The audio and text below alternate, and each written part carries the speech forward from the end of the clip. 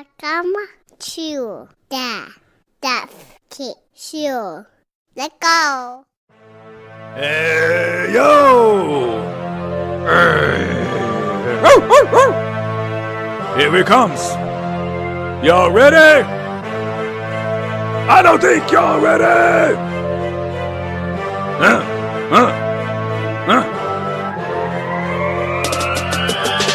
Jeff Key coming at you, the over-circumcised Jew.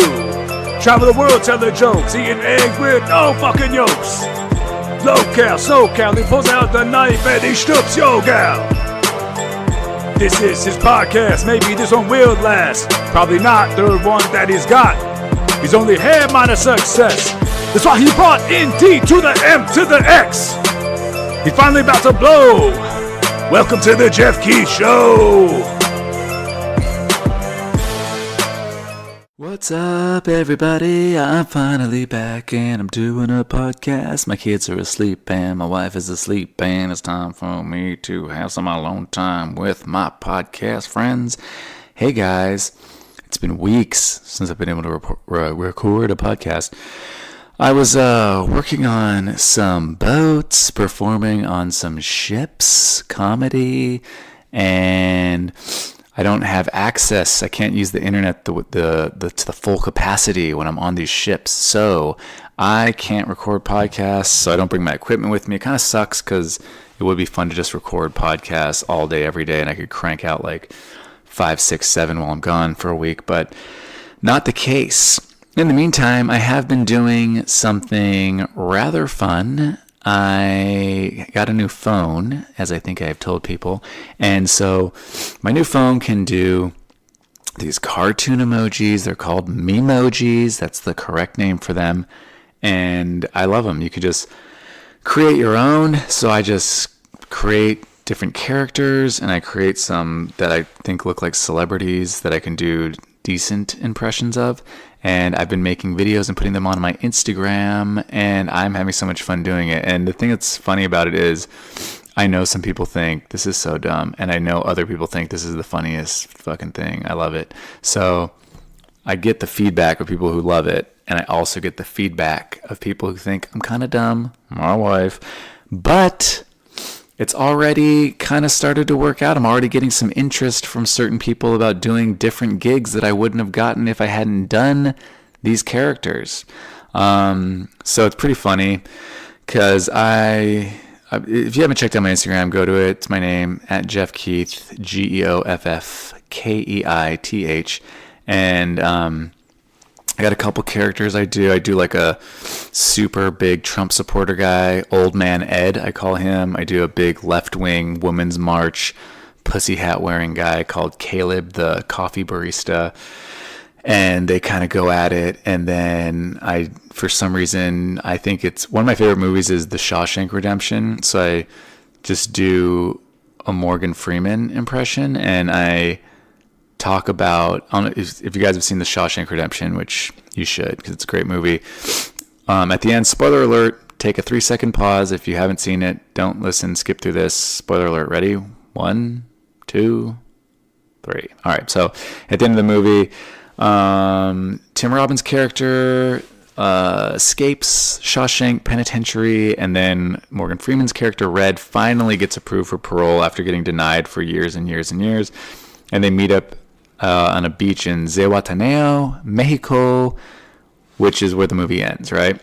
And so I'm doing this thing. I've only done one, but I'm going to keep doing it, where Morgan Freeman just tells stories about what happened after they met up on the beach that day, like all the fun times they had.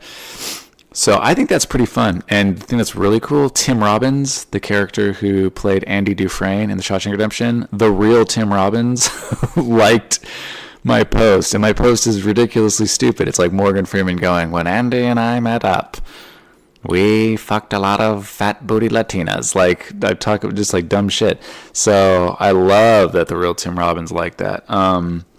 So anyways, check it out. What are the other characters I do? I don't know, just check it. I can't even think right now. Do some other characters. It's pretty fun. Oh, I do Morris, like this, who's just like looks like an Orthodox Jewish guy, which is so funny. The internet's so funny because I post this. If anyone doesn't know who's listening right now, I'm Jewish, full Jewish. Everybody else said full Jew, full Jew, full Jew.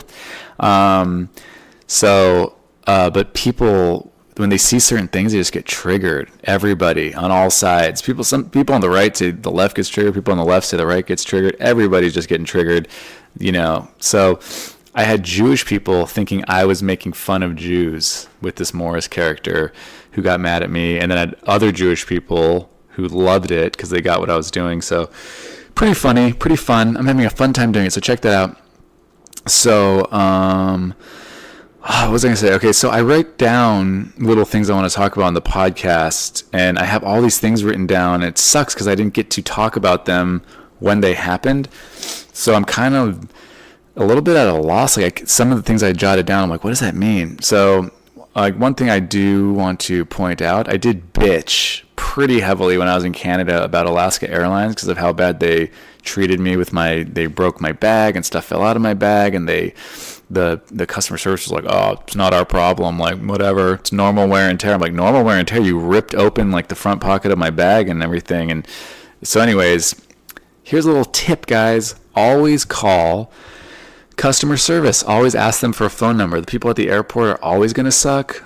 Not always, I shouldn't say that, but they're for the most part going to be like, hey, I can't do anything, so bye, I think they're like the first line of defense because they don't expect people to call. Well, I call, okay? I'm bored, guys. I'm a comic. Like, they don't know that. I just perform at night. I got all day. I'm working out, reading books. I got all day to stay on the phone with you and figure out how we're going to make this situation better. So I was in long line, security line at the airport in Seattle, because if you guys remember that story, I got stuck in Seattle, had to miss my first gig in Calgary, so I lost money there. Anyways, long story short, just want to point this out. I talked to some lady on the phone, told her what happened, very nice about it. And I always tell these people, I'm like, hey, look, I know you just get people bitching at you all day. Like, so I know it's just annoying. I'm trying to be like as calm as I can. And then she was really cool. She's like, hey, that sounds like, we should take care of it. Also, it's an international flight, so pretty much everything's covered if we do anything to your bag. So it should be covered. She's like, just send me some pictures, blah, blah, blah. And she's like, look, I'm going to send you an email. You can respond to that email, but I'm just letting you know, I'm going on vacation for a week and a half. She's like, so it's going to take a while for me to respond. She's like, so you can send it to this other one. I'm like, no, you know what? I like you. You were nice. I want to send this to you. You're cool. I don't want to fuck with anybody else. So I sent it to her. And long story short, guys, I just said long story short a couple times in the last few seconds, but Alaska Airlines writes me back and goes, hey, and I didn't lie about anything. I didn't exaggerate the price of my bag. I looked up how much my bag would cost because I got it as a wedding gift, so I didn't know how much it would cost. It came in like a set. And I was like, yeah, I found it on Amazon. Looks like I can get it for $159, $160 is the cheapest I found it. And I told him the stuff that was lost. And I go, this is what I buy it for. This is what I sell it for. But I don't expect you to reimburse that.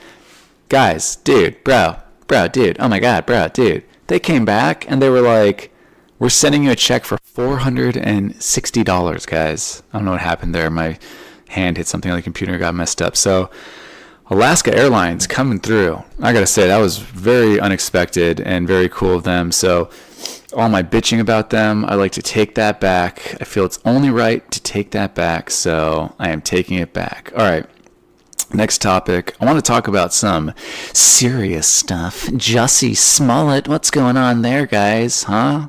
Fake hate crime hoaxes. We got to talk about that. I'm going to get to that. There's a little tease right there. Little tease. But before I get to that, I want to talk about how it was my son's first birthday on January 31st. So we had a big party for him on January 26th.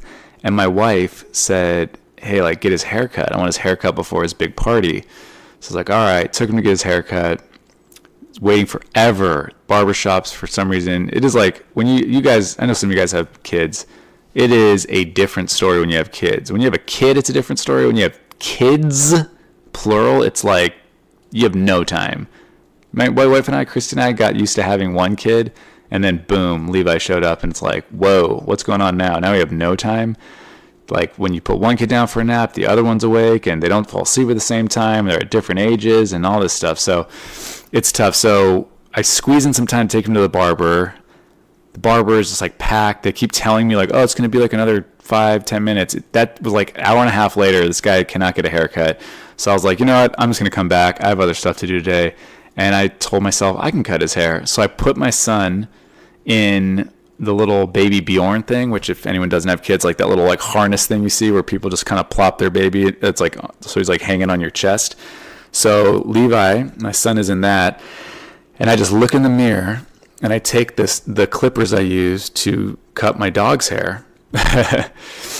And I fade up my son, right? And the fade, by the way, guys, I'm gonna be honest, my fade game was fine. Like, it wasn't the best, but it's pretty good. And my son is honestly awesome. This is the third haircut he's ever had. So twice he was at the barber, and even the barbers were like, I can't believe how much he sits still. It's unbelievable compared to like other babies. So I'm not saying he's the best kid in the world, but he's like the best kid in the world.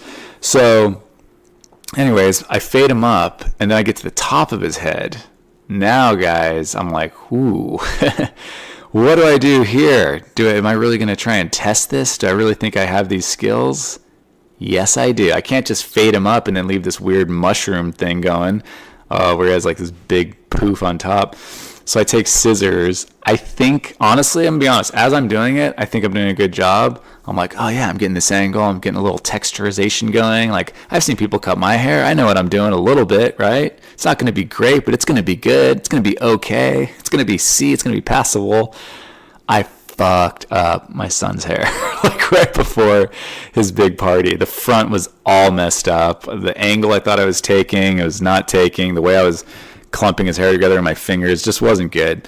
But it's growing out a little bit now. And when you put a little product in it and just kind of like move it to the side, people think it looks really cool. They're like, oh, it's a good haircut. I'm like, yeah, I did it. And they're like, it looks really good. And I'm like, yeah, okay. You don't want to see it when it's with no product in it. It's pretty bad. So that was a fun story. Let me see. I put a bunch of stuff. I have a ton of clothes that I'm giving away to the homeless. Haven't had a chance to go up to downtown LA to the mission that I always drop off, the shelter that I drop off the clothes at. I used to do it every year on my birthday, and since I've had kids, this has really become tough. But I have a ton of clothes, shoes, like all sorts of stuff, hats, stuff I just don't wear. I'm like, hey, somebody can use this. So I'm going to give it away. And then I looked at some of it, and I'm like, you know what? My wife told me about these apps, OfferUp and Let Go. So I'm like, I'm just going to throw it on there and see if I can just sell some of this stuff, you know, in the meantime, make a little bit of money, you know, maybe.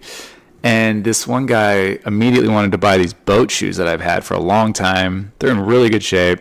Didn't wear them very often. Like, when am I going to wear boat shoes? I don't know if I ever got boat shoes. I'm an idiot. Anyways, so this guy wants to buy my boat shoes. Guys, I'm not listing stuff for like, hey, I'm going to need $100 for these used shoes. I'm like, hey, this is $15. This is $10, you know, whatever. Everything's pretty much $10, $15 that I'm putting on there. The stuff that's in good shape. And this guy writes back, oh, I'll give you 10. How's 10? I'm just like, dude, fucking fine, whatever. And then he goes, all right. He goes, where do you want to meet? And I was around, right? So I just go, where I live, there's a Del Taco and a Starbucks like on the corner of these cross streets. So I'm not going to say the cross streets, but I told him, I'm like, hey, how about these two cross streets? There's a Del Taco right there, like parking lot. Why don't we just meet right there? And he goes, how about we meet, blah, blah, blah. I'm like, now this motherfucker is negotiating the location. It's like, bro, I don't need $10 that bad. You know what I mean? Like, yes, do I want to get rid of these boat shoes? I would rather give them to a homeless person than be pushed around by some guy on the OfferUp app to meet up where you want to meet up. Like, you just asked me, where do we meet up? I tell you where I want to meet up. Like, hey, this is the spot. I just gave you a 33% discount on my asking price by dropping it from $15 to $10. And now you're like, how about the 7-Eleven near my house? Like, dude, go fuck yourself, bro. I was just like, nah, man. Del Taco parking lot, these two cross streets. He's like, all right. And then this motherfucker goes, he's like, what time? And I'm like, how about 15 minutes? I think it was like 5:45. It was like 5:30 when I'm like, 5:45? Can you get there by then? He's like, sounds good. Motherfucker shows up at like 5:58. What a dick. Dude, negotiates the price down on something that's cheap as fuck. Then he tries to negotiate the location. Then he says he'll be there at a certain time, and he doesn't show up until like almost twice as much time has elapsed. What a dick. Anyways, I don't like that, dude. You negotiate the price, fine, I get it. My wife was like, that's what people do on those apps. I'm like, okay, cool, great. I get it. I should have made it higher price, so you negotiate down to 15. But then to ask me where to go and then like give a counter offer on the location, fuck you, bro. Guy sucks. All right. Talked about that. This is something I don't even have much to say about, but the amount of like weird fake outrage people try and manufacture online. When I'm on the boats, when I'm working on the cruise ships, I have limited internet, right? So I can check like social media. So I kind of end up going on like Twitter way too much. Like I don't go on Twitter very often, but then when I'm on the boats, I'm just checking it because there's news, quote unquote, on Twitter, and they say like certain things that are going on. There was a story trending for a day or two about Malia Obama, Barack Obama's daughter, because it's just, I don't like even saying it out loud. It sounds so dumb. It's like she was, I guess she's 20. I have no idea what her situation is, how old she is or whatever, but I guess she's 20. And there's pictures of her. The Daily Mail broke the big story. Her and her friends were sharing a bottle of wine. And they said something like she's flaunting herself in this bathing suit. She's wearing a one piece. Like, I don't even know 20-year-olds that wore one pieces where I grew up. Like, one pieces are something that moms wear, married women wear, older women wear. Women wore in like the 40s and 50s that had like the ruffles on them and stuff. Like, she's wearing I don't think a 20-year-old girl can even flaunt herself in a one piece. You know what I mean? I'm not saying the bathing suit was bad. I'm not trying to shit on Malia Obama's bathing suit. But flaunting a one piece is like the dumbest, makes no sense. So it's like, that's like saying like, ooh, Lady Gaga exposes her tits in this winter coat zipped up all the way. What? How are her tits exposed? So anyways, the thing that was funny is everybody on Twitter, right-wing people, left-wing people, everybody was like, this is a non-story. But there were still people who were like, oh, the right wing is pouncing on the fact that Malia, it's like, there was like one right-wing person that I saw that wrote something about, I wonder what, she's like the 1%, like tried to like kind of capitalize on the fact that I guess this is a story. This is not a story. Who cares? She's 20.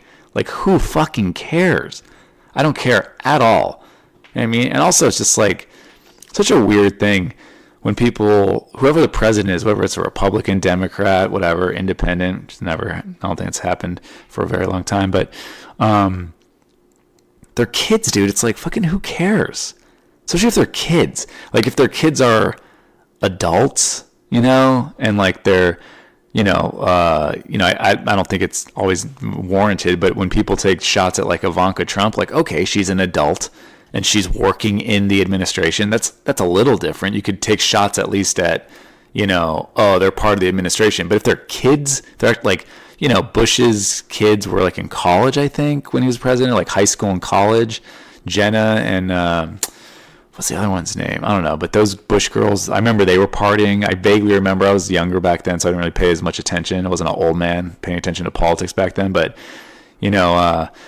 so people kind of like, that was always in the news, like, oh, they're out partying. It's like, fucking, yeah. They have like Secret Service protection. Do you know how drunk I'd fucking get if I had Secret Service protection when I was 20, 21, 19? Like, and I know that like fucking everyone's watching my 6 at all times. I'm getting fucking lit knowing that I could like, even if, especially if you're a girl, knowing that like, oh, I'm not going to get date raped because I have fucking Secret Service guys watching my back all the time. Yeah, some guy tries something, that guy's fucking done. So, like, you would never feel safer than having all those people around you. But anyways, the Obama girls, they were little girls, and now I guess Malia's the older one, and she's 20 now, so the other one must be, what, 17, 18, or 16? I don't even know the age difference. Anyways, but, like, dude, it's, like, off limits, guys. Who cares? You know what I mean? Like, if you hate Obama, if you hate fucking George Bush, or you hate the Clintons or whatever, like if their kids when they're president are kids,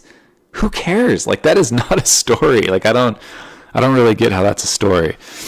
unless the politician's using their kids, like, my kid is perfect and my kid never does anything, and then their kid does something, then it's kind of a story because the actual politician used them as something. But like, I don't remember Barack Obama ever talking about how like his kids were not going to wear one-piece bathing suits and maybe drink some wine with their friends. Sharing one bottle of wine amongst like 3 girls, I'm drinking a bottle of wine myself lately. No, I'm sorry. I'm kidding. I'm not kidding. Sorry. Whatever. I don't know. Anyways, I thought that was fucking pretty funny how like people on Twitter just freak out, and then, even if no one's freaking out, some people pretend they're freaking out when they're not. There's like all these examples of people on the right who are like, yeah, this is not a big deal, saying the exact same thing that the people on the left were saying. Some people on the left are still like, can you believe the people on the right shitting on Malia Obama? It's like, what, you mean like the one guy on Twitter? You know how many people are on Twitter? The one guy? All right, so anyways, who cares? Girl drinks wine, just having fun with her friend. She's 20. Well, I wonder what that's like, though, by the way, just to hang out. Like, wouldn't that be weird? Your friend is the president's daughter or the former president's daughter. That's got to be a strange thing. I think she was dating somebody at one point. I wonder if she's still dating that guy. Like, what's that guy's got to be like, well, I can't fuck up. I don't know. That's just as a whole, that's like a different life that I don't think any of us can understand. So, let's see, a couple more things and I'll get to my take on Jussie Smollett. When I was coming back from Honduras, this has happened to me a couple times. Obviously, I spent a lot of my adult life in airports. I got like the extra security while you're boarding the plane. Have you guys ever been boarding a plane? You can email me, thejeffkeithshow@gmail.com. That's just my name, Jeff Keith, GEOFFKEITH show@gmail.com. You guys ever been boarding a plane? Like, you're boarding, you're through security's done, you've done all your shit. Maybe it's another country, they went through your bags and all that, which they did. And then I'm boarding, like I'm just handing my boarding pass, and everybody's just handing theirs and walking. And then out of nowhere, which is weird too, because like I noticed the girl who took my boarding pass had a engagement ring on. So I go, oh, hey, congratulations. And she was like, oh, thank you so much. I'm like, that's cool. And then she goes, go that way. And I'm like, huh?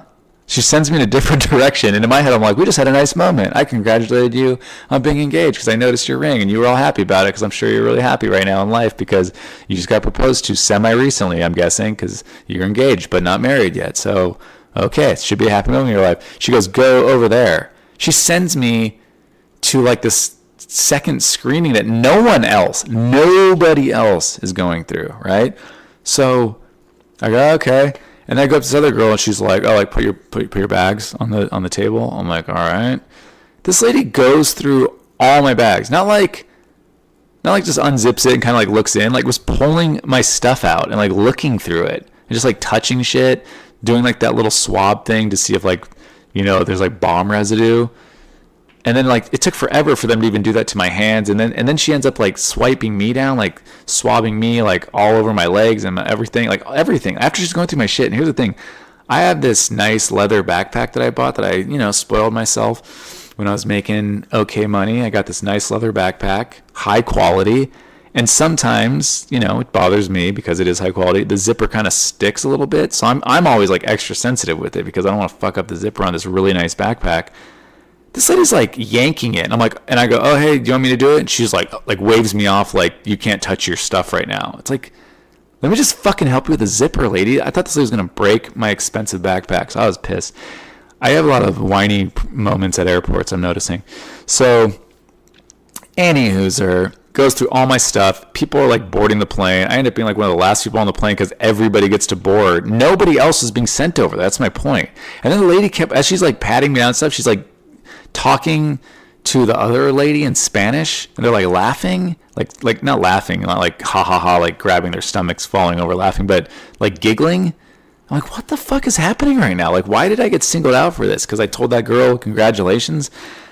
Anyways, I don't like the extra check. It just feels a little weird when you have nothing to hide. But I don't mind it. Like when I was when I was in Israel, they do like a lot of crazy security stuff when you're flying, but that's because they're constantly, people want to kill them all the time. So I didn't mind it. It was weird. It was a little off-putting, but in Honduras, I'm like, dude, I'm staring at a beautiful beach where the planes take off, where I'm just about to walk out there, and I'm the only one that gets singled out. Why? Because I had a Rescue Puppies Make Me Happy t-shirt on? Come on. So I was not happy with that, gang. Okay, I gotta say this. I don't want to say where I was working or whatever, but long story short, where I was working, I do my own shows, and then there's one show where I have to do it with the other comedian, right? And it's a big theater show, and we do shorter sets. We only do 20 minutes. So I had to do 2 of these shows on this last little stint I did. And the first time we did it, this guy was selling stuff. He was selling like a CD. And I'd never met the guy really. Well, I never met him. I don't know. I said really. I never met him. And so I told the host, I was like, yeah, I'll go first if that person's selling something. So, I could just get out of here after this. It's late, I want to go sleep. She's like, oh yeah, just go first. And also this other guy didn't show up, right? Like he wasn't there on time. So he shows up like right before I go on backstage, and I never met him. So I was about to and I look at him. It's just me, him, and like the girl who's hosting the thing. And I look at him as if it's like I'm about to say, hey, hello, my name is Jeff Keith. Hello, nice to meet you, I look at him, give him that look of like friendly face. Like when your face goes friendly. I do that. He looks at me and looks away as if, fuck you, dude, I don't want to know you. It's like, Jesus, we can't even shake hands, say hi. So I was like, all right, well, this guy's kind of a dick. I go up. I have a great set. It's the first time I ever did this set because I had to I have to do all these different sets when I'm working this certain gig, which I don't want to talk about where I am because it might get in trouble. So I had to do 3 different 30-minute sets, and then I do this 20-minute set, and this had to be different too because all these people come to the show who have seen me at the other shows. So it was the first time I ran the set, and it went great. Like I couldn't have been happier. Like went really, really well.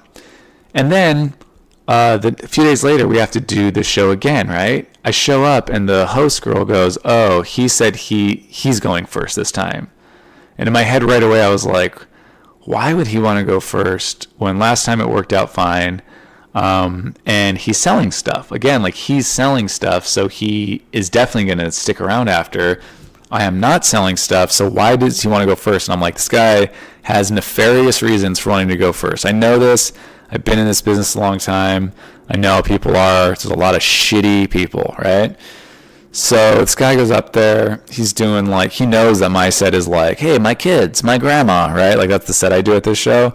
So he goes up and does pussy fart joke, more pussy fart jokes, fucking this, fucking that, all these dirty sex jokes, whatever. Fine. I don't care. People can do whatever they can do.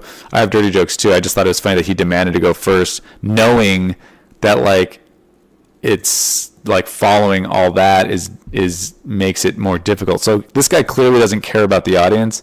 That's the thing that I find so funny about some comedians. They don't care about the audience. They only care about themselves. They care about their relationship with the audience. It's like, how about these people just get a good show, right? So he does all that, and in my head I'm like, whatever, I'll follow it. No big deal. And then this is where it came to the point became very hard to follow. And I realized why this guy wanted to go first. He purposely wanted to go first to fuck me over. He ends his set. I'm not joking around, guys. He does his 20 minutes or 18 minutes, whatever. Ends his set with at least 2 solid minutes of bringing the vibe in the room down. And by the way, this is not a small room. This is not like a room where you can get up there and just do crowd work, start talking to the crowd. This is a big theater. It's probably close to 1,000 people there. He just starts talking about veterans from the military and how the suicide rate is so high and how many of them are killing themselves and how many of them are homeless and all this stuff, giving statistics and being real specific and ruining the vibe for comedy. You know what I mean? I care about that shit too. Obviously, it's horrible. I grew up in a Marine town. Support the troops. Nothing against the troops or anything, but this guy used that to fuck me over. Because this is the thing, guys, and this thing, audiences don't get it. They don't know. They just they're just sitting there drinking, watching the show, and then they don't get why I ended up not being that funny. You know what I mean? They don't put 2 and 2 together, which is not their fault because it's not their job to, and he knows that. So he fucks me over brings the vibe of the room to a screeching, sad, melancholy, suicide, homeless halt, and then just gets off stage. And there's a thing, like, sometimes if somebody ends their set and it's awkward or whatever, you can make a comment. What comment am I going to make? Maybe I'm just bad at this, but, like, I know I'm not. But, like, what comment am I going to make? Hey, guys, hey, yeah, homeless veterans committing suicide. Here's a joke about that. Like, you can't, like, piggyback off it at all. What am I going to say? Oh, I think his statistics were a little off. Am I right, gang? Ooh. Anything I could say is, like, cringy. You know what I mean? It's like, oh, fuck, dude. Just come on, man. We're all in this, like, sad mode now. Like, we're like 2 levels away from tears. So he did that on purpose, and it was fucking not easy to follow. And this motherfucker did it because he wanted those people to be like, oh man, you're the best comic on, whatever. It's like, oh great, dude. So anyways, this guy also does, I watched like a few minutes of his other set. He just does a bunch of unoriginal like jokes that you guys have all heard for like the last 30 years. Like, why do women always say, hey, does this dress make me look fat? Oh no, baby, your fat ass makes you look fat. Oh my god, dude, did you think of that? Are you the first guy to think of that joke? So this guy sucks. But anyways, it was funny because in my head I'm like, whatever, this is going to be tough, but I'm going to go up and do my best. And I got him going and like here and there in certain parts of my set, but it was not the same as that other time when I got to just go up when they were just in a good mood and not thinking about suicide and homeless people. So anyways, I had to get that off my chest. That guy, what a fucking prick. Talked about those things. Let me see. Butcher's haircut. Okay, my wife, I will say, there's a couple quick things about my wife. My wife is pretty funny. My wife hired someone to clean our house like once every couple months. And she asked me the other day, she goes, hey, do you think Adriana's pregnant? It's the girl who cleans our house. And I go, I don't know. I go, why? I wasn't really paying attention. I wasn't really looking. And then she's like holding her stomach a lot and it looks like she might be pregnant. She's like, but I didn't want to say any. She's like, yeah, I was going to ask her if she was maybe pregnant. And then then my wife switches the topic and goes, yeah, like I feel bad we have all those clothes that we're going to give the, homeless and stuff. Like I was wondering, because I have some stuff in there that she might want. Like I was going to offer it to her, but I didn't want to offend her. And I was like, you almost asked her if she was pregnant, but you didn't want to offend her by saying, hey, do you want some free clothes? Like I think, maybe I'm wrong, but what's more offensive, ladies? You possibly not being pregnant and someone going, hey, what do? You pregnant? You look a little preggo. Touching that tummy? And then you're not pregnant, or going, hey, like, I have some clothes I don't wear anymore. Do you want to like go through them? Like maybe there's something you want. Maybe it fits you. Like I think the second one's way less offensive, right? So anyways, it's pretty funny. My wife makes me laugh. And then this really made me laugh. My wife used to work on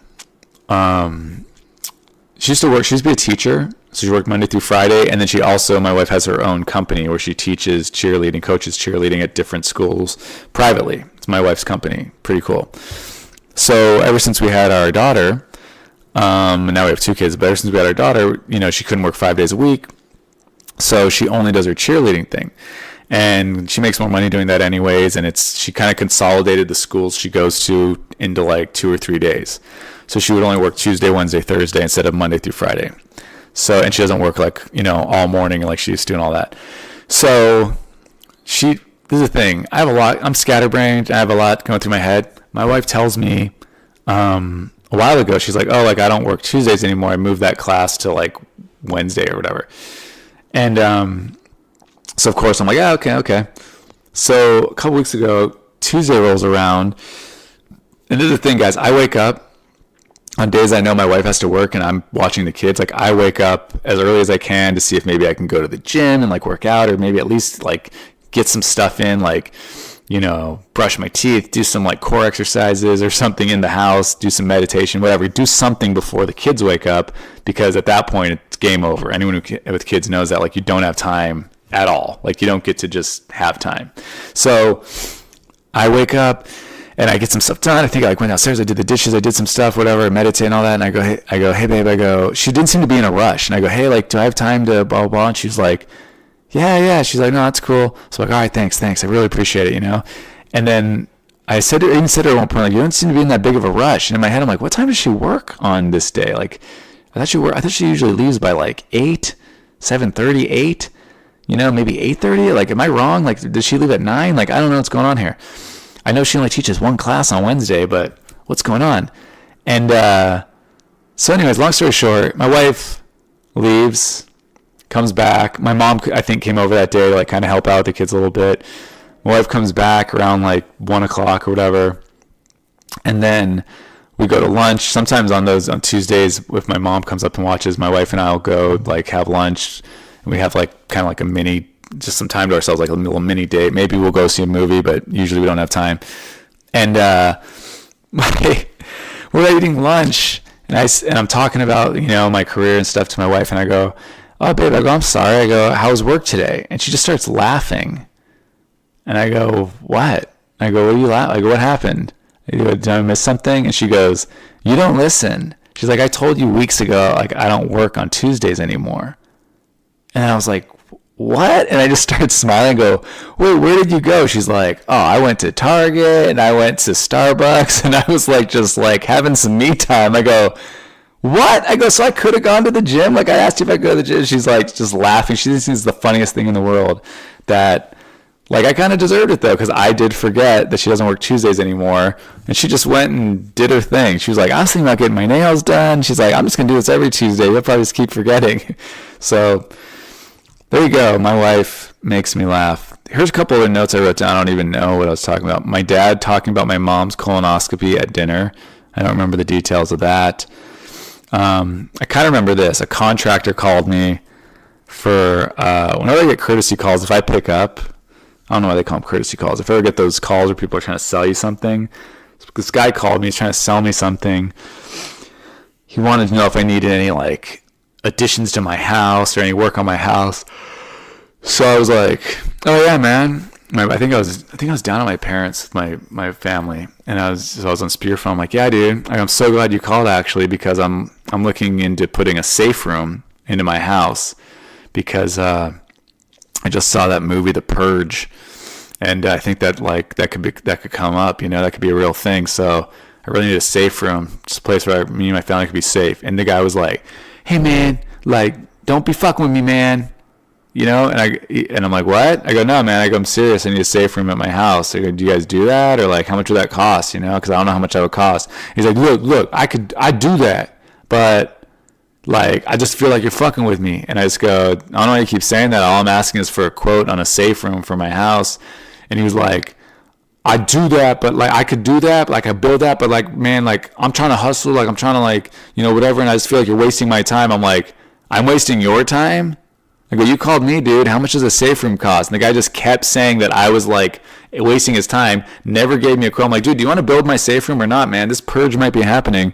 And I kept this guy on the phone for about 7 minutes, and then finally he would not give me a quote on a safe room. It's like, can you believe that? Someone called, and clearly I was fucking with him, but what if I wasn't? And he's just like, he won't give me a quote on a safe room, and he's giving me a lecture on like possibly jerking him around. It's like, bro, you're randomly calling my phone. I don't even know how you got my number. What are you talking about? I'm wasting your time?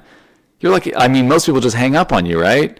At least this way you have possibly a guy who wants a safe room for the purge. So I guess I kind of remember that story.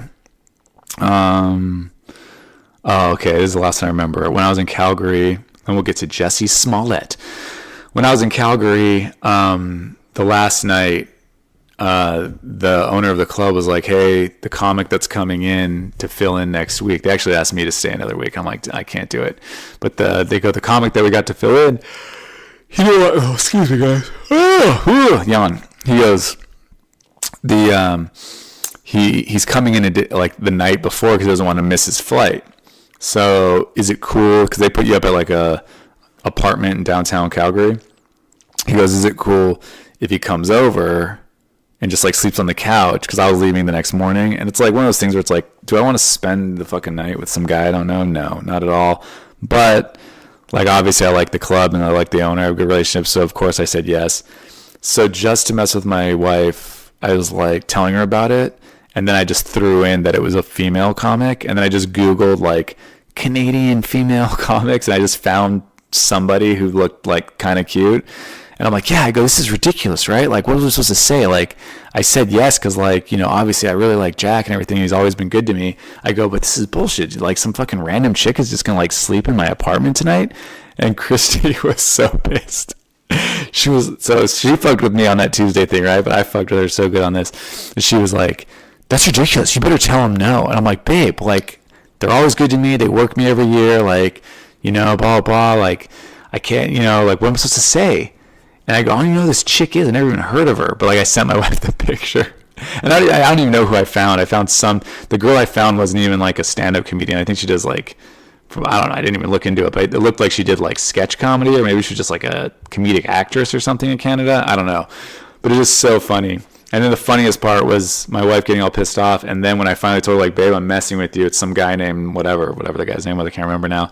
And she's like, I don't believe you. So she believed that the girl was coming so much that she thought I was joking about it not being a girl when I told her the truth. So basically, there you go, guys. My wife and I like to mess with each other constantly. All right. Time to get serious so no comic can go up after and have a good set.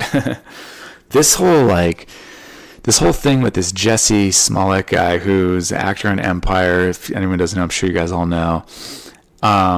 This guy faked a hate crime where he said that like white guys in MAGA hats said, you know, threw bleach on him at 2 a.m. He went out to get a sandwich. They threw a noose around his neck.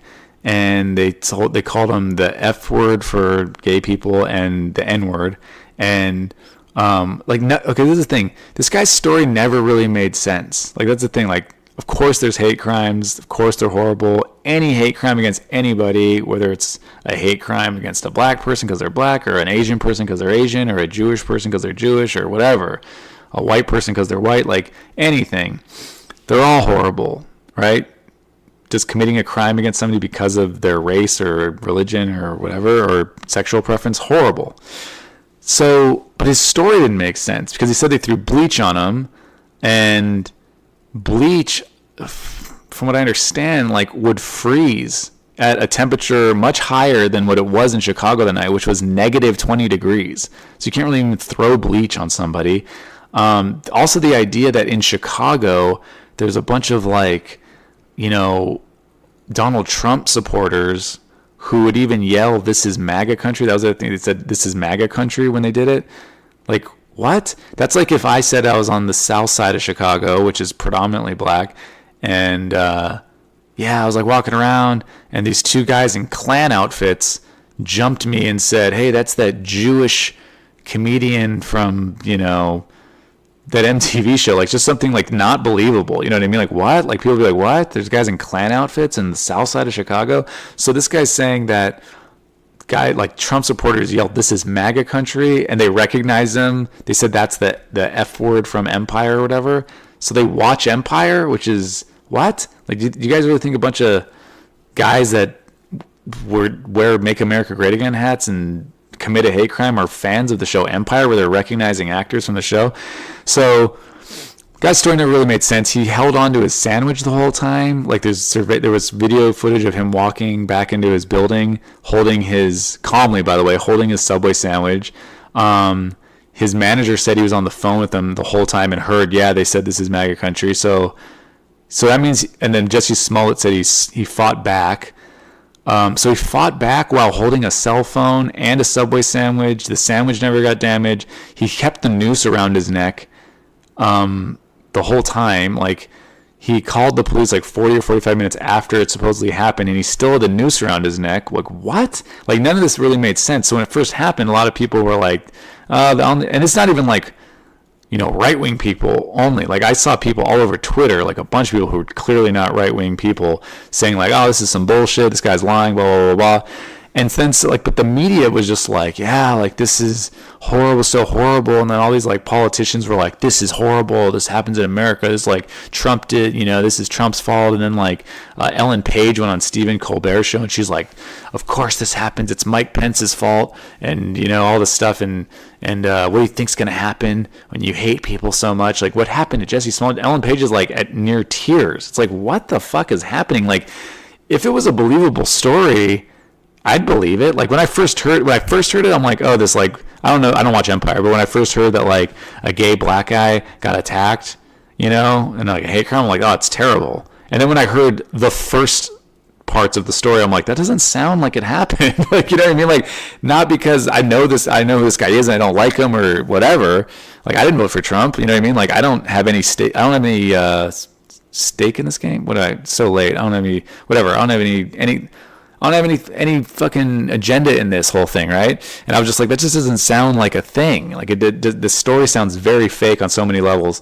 And then he like wouldn't hand over his phone, which I get the whole like, oh, there's personal stuff on your phone. If somebody like committed a crime like that to you and your phone could help find those people, you got to be like, hey, can I be with you when you go through my phone? I don't want you like looking at like, maybe this guy, I don't know, maybe he sends like dick pics to people, or maybe has, I don't know, pictures of other people that are whatever. Like, I don't know what's on this guy's phone. I don't know what he's doing, but we have stuff on our phone we don't want other people to see. It's embarrassing, just whatever. But like, why would you not? If somebody beat the fuck out of me because I'm Jewish or just because I'm fucking whatever, and I would want those guys caught. And if my phone could help out, like I would definitely. So anyways, this guy like eventually like gave like an Excel spreadsheet of his phone calls, but like took some out. So then the Chicago police apparently were like, all right, so we just subpoenaed his original phone records, or his real phone records, and then just checked the calls that he took off, because obviously he took them off. So whatever. So this guy basically hired these two Nigerian guys. One, I guess they're brothers, and one guy was on Empire, and he knows them, and one guy trained him at the gym or something. Or they both trained him. I don't know. These guys, by the way, like no one's talking about this. These dudes are fucking jacked, dude. The picture they keep showing these guys are in phenomenal shape. Like these guys are like bodybuilders, just ripped, like the 10-pack abs, you know what I mean? Where the abs are just like huge. Anyways, so these guys, I guess, cooperated with the police and just explained the whole thing. And so he hired them to do this. And he also, I guess, previously had sent a letter to himself at the production company or the studio or whatever where they filmed the show in Chicago, where it also said, like, called him the N-word and the F-word for a gay person, and said, like, MAGA on it and all this stuff. And it had letters cut out from magazines and all whatever, and like so and it had crushed up aspirin to make it look like it might be some sort of like terror thing, like anthrax or something, right? So right now, from what I understand, he's facing like 1 to 3 years or probation and a fine for filing the false police report. And then, but the letter he sent, technically, from what I've heard, that is a domestic terrorism, like that's a federal crime. So if you guys remember that guy who was kind of a nutcase, but I guess he's like fringe right wing, and he was sending like fake pipe bombs to CNN and John Brennan, and I think he sent one to Hillary Clinton. Like he was sending them to like people like Democrats and whatever, and like left wing news outlets, but they weren't real pipe bombs, right? But it doesn't matter, because if I send you like if you work at a fucking flower store and I send you a fake pipe bomb and I'm like, yo, Felicia, I'm gonna fucking kill you, or whatever, right? Even if the pipe bomb's not real, it's still a terror threat. Like you're still gonna, have to call the police. They're still gonna get like a bomb squad in. They're gonna have to check it out, right? So it's like, that's not like something where it's like, oh, it wasn't a real bomb, so whatever. So just because he crushed up aspirin to make it look like it was some sort of other thing, like chemical weapon or something, it doesn't matter.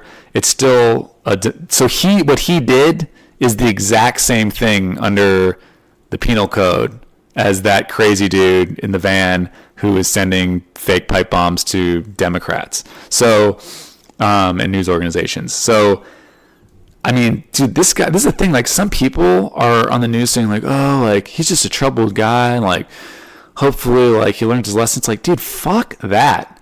That is ridiculous what he did. You know what I mean? Like that is.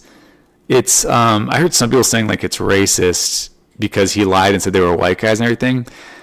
I don't think it's racist. I don't think this guy's racist. I'm sure Jussie Smollett has white friends, but it is hateful of people who disagree with your opinion. You know what I mean? Like, he orchestrated something to say that they were white guys, to say that they were Donald Trump supporters who wear MAGA hats, right? So he's basically hating people who disagree with him. And I don't know if that's any better than being racist. Like, if I'm not racist, and I don't fucking hate people who disagree with me ideologically about stuff, but like, if I hate somebody because of what their religion is, isn't that the same as hating somebody because of, I hate somebody because of their sexual orientation, or I hate somebody because of, I guess skin color is a little different because that's something that's like you're born with. But like, if you hate somebody because of their religion, or you hate somebody because of their sexual orientation, sexual orientation, I mean, I feel like from most studies you're born with that too. But like, if you hate somebody for that, hating somebody because they disagree with you politically and trying to divide the country even more than it already is, just for your own agenda. Apparently, according to the police, what they're saying now is he did this just because he wanted a bump in salary. Like, he wanted, at the very least, this guy wanted more notoriety. I mean, he did his concert saying like, I fought the fuck back, I'm the gay Tupac. Like, what are you doing, dude? Like, you're fucking a piece of shit. Like, I don't care if I'm like a racist white guy and I hire a couple white guys to jump me and say, oh, you're a cracker, or something. I make up some story saying, oh yeah, and it was two black guys. Like, people are pretending this isn't as bad as it is. It is horrible. It's horrific what this guy did. Think about if the police would have caught two white guys who happened to be in the area at that time. From every action that Jussie Smollett took, he would have said, yeah, those are the guys, just so it would make his story better. So he would have been willing to send two innocent people to prison for a long time. Like, if you get convicted of a hate crime, you're fucking, that's bad news. Like, there's hate crime legislation where it's like, that's even worse than a regular crime. You know what I mean? So it's like, in some say, I'm not an expert on all that, but like, from what I understand. So that's a terrible thing to do to other human beings. Forget the fact that he manipulated the country and made everybody, argue over this. This shouldn't even be an argument. Everybody should go, this is fucking terrible. Right? Like I don't get it. Like, I think, like, I would not vote for Bernie Sanders. I didn't vote for Donald Trump. I didn't vote for Hillary Clinton. But like, I'm not orchestrating attacks to fucking make it like, oh, people who voted for Hillary Clinton did this to me. Oh, Bernie Sanders supporters did this to me. That is a hateful thing to think, oh, just because these people have a different perspective on certain things, or maybe have a different life than I have, and they disagree with me politically, they're bad, they're less than, they're not worth anything, so I can just shit all over them, or I can paint them with this brush that I want them to be painted with. That's terrible. It's a terrible thing. And it's like, they say hate crimes are on the rise the last decade. Like, hate crimes, I think, went up during Obama's administration. They're going up still during Trump's administration. But also fake hate crimes, like these hoaxes, are up too. Like, that's a weird thing that people, like, when our culture gets to a point where it's like, oh, being a victim's like a great thing, so I'm going to do what I can to be a victim because that's rewarded. There's a reason why he did it. He knew the media would reward it. He knew the media would be like, oh yeah, fuck these Trump supporters, you know what I mean? Like, there's a reason he did it. If it wasn't rewarded with notoriety, like, this guy did it legitimately, according to the Chicago police, to get a bump in salary. So why would he do this to get a bump in salary if he didn't know how things work in Hollywood and how things work in the entertainment industry, that this would lead to a bump in salary? This would lead to more notoriety. This would lead to people going, hey man, that guy was a victim. That guy went through some crazy stuff. Poor him. He's great. He's better now. Like, you know what I mean? Like, he's better than all of us. Like, his opinion means more now. Like, that guy's a sociopath. He's a fucking piece of shit. He only cares about himself. That is a horrible, horrible, horrible thing to do. And I think it's bizarre, the people who originally believed the story. I'm not saying you had to originally disbelieve it and say, oh, this guy's lying right away. But to hear that story and not go, that's a little weird. How did he hold on to his sandwich and his phone during an attack that he fought back when two guys jumped him? You know what I mean? Like, what? Like, it didn't sound real. So I'm not saying you had to hear the story and go, oh, fuck this guy, he's lying. Of course don't do that. someone comes through, with a story, you go, okay, like, geez, like, is there evidence for this? Like, that sounds terrible. But like, when there's certain things that don't add up, like I said, like if I told you guys I got jumped in Harlem by guys in Klan outfits, you'd be like, there were guys in Klan outfits in Harlem? Like, what? Like, that's a okay reaction to have to my bullshit story. You know what I mean? And maybe it did happen, but fuck, I'd like to see some evidence that these guys were in Klan outfits jumping you, Jeff, So anyways, I just think it's ridiculous. I was on the plane coming back into LA, and they had CNN on the plane. I was watching Don Lemon, who apparently is like friends with Jussie Smollett, and this guy's covering it. Like, I don't understand how this guy gets to cover it, but he was like, I watched it, and he goes, if Jussie's lying, if he did lie to all of us, that is not cool. I'm like, not cool? That is the biggest euphemism I've ever heard in my life for a horribly divisive, disgusting, narcissistic, self-serving fucking act with nobody else in mind, willing to fucking throw two innocent people under the bus and send them to prison to further your story. Like, that is not cool. Oh, not cool, bro. What? And then it's just like, I don't know, man. I don't really understand. And then Don Lemon said, like, why? And Jussie, he went on Good Morning America, and I have no disrespect for the morning shows. I love all my colleagues there, but he should have come on, like, Cable was like, come on a show like this, where he could be asked the tough question. He's like, and he goes, come to a real journalist. And he goes, ooh, I didn't mean that. Like, he immediately realizes that he called the morning host not real journalist. He called himself a real journalist. And then he's like, I didn't mean that. And he goes, I mean, Robin Roberts did a terrific job with that interview. It's like, no, she didn't. She didn't ask any fucking real questions. I watched the interview, like parts of it. Like, there's no follow-up. Like I said, like, let's just take me. I said, hey, guys, I'm Jewish. And some guys recognize me as being Jewish in Harlem or, south side of Chicago. And they were wearing Klan outfits. And they fucking did all this stuff. And I fought them, but I was holding on to a sandwich the whole time. And then I didn't tell police until, like, 45 minutes later. And, like, a real journalist would be like, hey, like, hands up, excuse me, quick question. How'd you hold on to the sandwich? You fought back, how? Like, and you're on the phone, so you're on the phone. So you had your phone in one hand, the sandwich in the other hand, but you're fighting back. The sandwich wasn't damaged. The phone call, how'd the phone call end? Like, those are just like normal questions. It doesn't mean you're, a bad person for asking them. These are just, if something sounds weird, you can go, hey, that sounds weird. I don't care what race or sexual orientation someone has. Like, that's fucking shit that sounds weird. Sounds weird. So she didn't do a terrific job. And it's just like a weird thing that, Don Lemon, who has been saying that he's been texting with the guy the whole time because they're friends apparently, which is fine. But he's like, he should have come on my show? What? So he should have, instead of going to Robin Roberts and Good Morning America where he got a softball interview, he should have come to your show where you guys text all the time and you're his boy? That doesn't make any sense. That's like, I do my other podcast, my buddy Ian. So something happens with me, I guess I should really go to the real journalist, my friend Ian, who's going to give me the best, softest interview known to man because he's my best friend. So, yeah, I don't know. I just think it's disgusting, and I think it's gross how every single thing in our country is just like politicized. Certain things, guys, are just fucking, that's bad. You know what I mean? Should not be a right-left issue. Everyone's trying to, not everyone, a lot of people are trying to spin it now. And they're like, oh, this is like, it's really bad for blah, blah, blah. It's like, oh, and a lot of people saying like, oh, I hope like, they take it easy on him. He's a troubled guy. Okay, what? This whole like troubled guy thing, I've said this, I know this is not a popular opinion.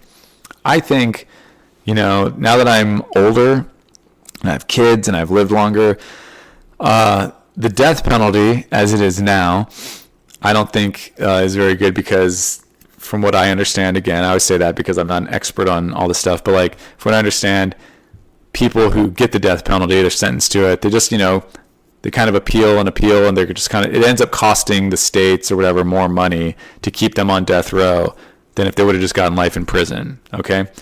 That's what I understand. Maybe that's changed, whatever. What I'm saying is, if someone's convicted in a trial of like, double murder or something like that,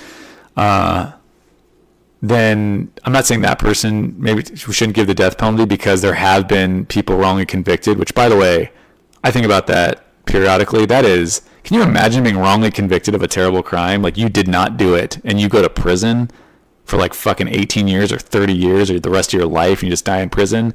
You hear these stories of people, like, it gets overturned, and there was, the police department was corrupt, or DNA evidence or whatever, like, it totally exonerates somebody or whatever. They find the real person. That is, can you imagine just living your life right now and you're like, oh, I would never rape anybody, I'd never kill anybody, and then you just get convicted of doing it? Oh, that's horrible, right?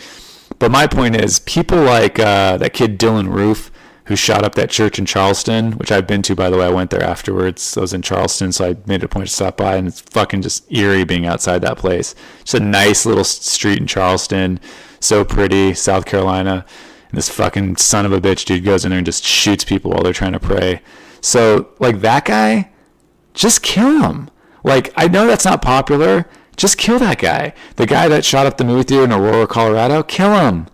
Just kill him. Like, when people say, oh, but they have an issue. Okay, great. Well, some people have an issue and they just kind of talk to the wall, but they don't hurt anybody.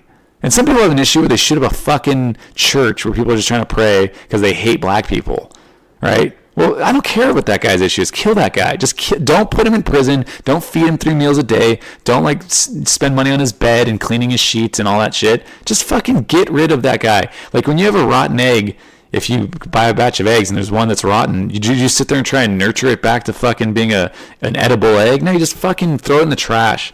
Like, some people are just human trash, dude. Like, if it's for sure you did it, if it's for sure you just went in and just lit a bunch of people up and killed a bunch of people for no fucking reason, or if you had your reason, but your reason is, I hate them because they're black, or I hate them because they're Jewish, or I hate them because they're fucking whatever, and that's your only reason, like, it's not like they killed your parents or something. I don't know, whatever. My point is, just kill those people. Just kill them right away. They don't need to exist. They're terrible people. They're whatever. Like, and I'm not saying, like, you can't forgive or something, but, like, and those people, especially in that church in Charleston, like, they forgave, right away, and because they're, like, very Christian, like, it's part of their faith to just forgive and everything. You can also forgive while that guy's just fucking dead, and just burn him and just fucking let his ashes just fucking go into the air. Like, then they can forgive too. You can still forgive. You know what I mean? So, anyways, I don't know how I got onto that, but my point is, I think this guy, Jussie Smollett, should get fucking the maximum. I have a feeling he's going to get almost nothing. I hope I'm wrong about that. If he gets probation and a fine and all this stuff, like, that is just complete bullshit. To divide the country even more and be willing, what it seemed like, maybe, I don't know, maybe if they really caught 2 white guys, he would come forward and be clean and say, oh, I really orchestrated this whole thing. But from every shred of evidence that we've seen of how he acted, doing interviews, doing his concerts, saying he fought back and he's the gay Tupac, and, doing his interview with Robin Roberts saying, like, I can't believe people wouldn't believe me. Like, that is so hurtful. If I would have said, he said in his interviews, like, if I would have said they were, Mexican or black people who did this to me, like, I just feel like people would believe me more. But because I said they're white, it's like, hey man, how about the fact that your story doesn't make sense? That's why we don't believe you. Your story just didn't make sense. There's so many parts of it that don't make sense. That's it. So, anyways, guys, rant over. I was thinking about, like, breaking all this up into multiple podcasts, and I did not do it. I just want to get one out. I haven't done one in a while. Yeah, check out my Instagram. I really have fun doing those cartoon things. I got a Freddie Mercury one I'm trying to upload right now, but Instagram's giving me some shit. So check it out. I think it's pretty fun. And so yeah, my Instagram is at Jeff Keith, GeoffKeith. Same with my Twitter. You can email me. It's all in the show notes, thejeffkeithshow@gmail.com. And I have my other podcast, the Ian G podcast. And congrats, my buddy Ian and his wife Jen just had their baby boy. So everybody's healthy, which is good. I was, like, nerve-wracked, you know what I mean? I was on the ship, and I knew, he was texting me like, oh yeah, like, she's going into labor. And then I fell asleep, and I woke up, and I had this text where he was like, oh man, blah, blah, blah, like, it's taken a while. And I was, like, I couldn't sleep because I'd been through that twice. And I know how nerve-wracking it is, and you just want everything to go smoothly. That's why my wife and I are done after having 2 kids. We have a boy and a girl. And fucking pregnancy is, excuse me, I don't know how people go through it so many times. It is nerve-wracking, you know? I was worried about my wife. I was worried about the kid being healthy. I was worried about so many things. My son didn't pass his hearing test right away, which is sort of common, but it, like when the nurses and doctors are like, oh, don't worry, it happens a lot. You're like, how often? And they're just like, oh, it happens like 15% of the time or something. You're like, that's what? Can my son hear? And like, we were stressed out for like, was it a week or two? I think it was like 2 weeks before we went back for another test, and he passed it and he can hear, and my son's fine. But we were like clapping and seeing if he would like react to it. So there's just like all these things that, you know, you have to worry about. And so anyways, congrats to my buddy. I won't say anything else about it, his name or anything, because I don't know if he wants any of that public. That's all up to him. But yeah, so check out my other podcast, the ENG podcast, and yeah, I'll do fun. I should have looked up some Yelp reviews. We'll do some funny Yelp reviews. I'll be in town for a couple weeks, so I'll try and get out as many podcasts as I can. I have a couple of my friends lined up. My friend Thomas is going to come on. He's bi-gender, which I think is like trans? Is that trans? I don't know. He'll explain it. Basically, it's like trans fluid, kind of the way he explained it to me. But he said there's a difference. So it's like he sometimes thinks he's a guy, sometimes he's a girl. So he's also a comedian, funny guy, friend of mine, a little quirky. So that'll be a fun conversation. My buddy Pete said he was going to come on. Pete used to date Stormy Daniels. And he dated Stormy Daniels during the time that this whole shit went down with Donald Trump. So that should be an interesting conversation. And Pete also has a bunch of fun stories about celebrities because he used to be the MC at Beecher's Madhouse, which is like a huge show in Vegas. And I think they did it in New York and stuff too. But anyways, Pete's a great guy, good friend of mine. And I got some other people lined up. I'm going to start doing some interviews, but I just want to get some of this content out. So please rate it 5 stars if you haven't yet. And I don't fucking know how to promote shit. Tell a friend. I don't know how this works. Anyways, thanks, guys. Thanks for letting to my daddy.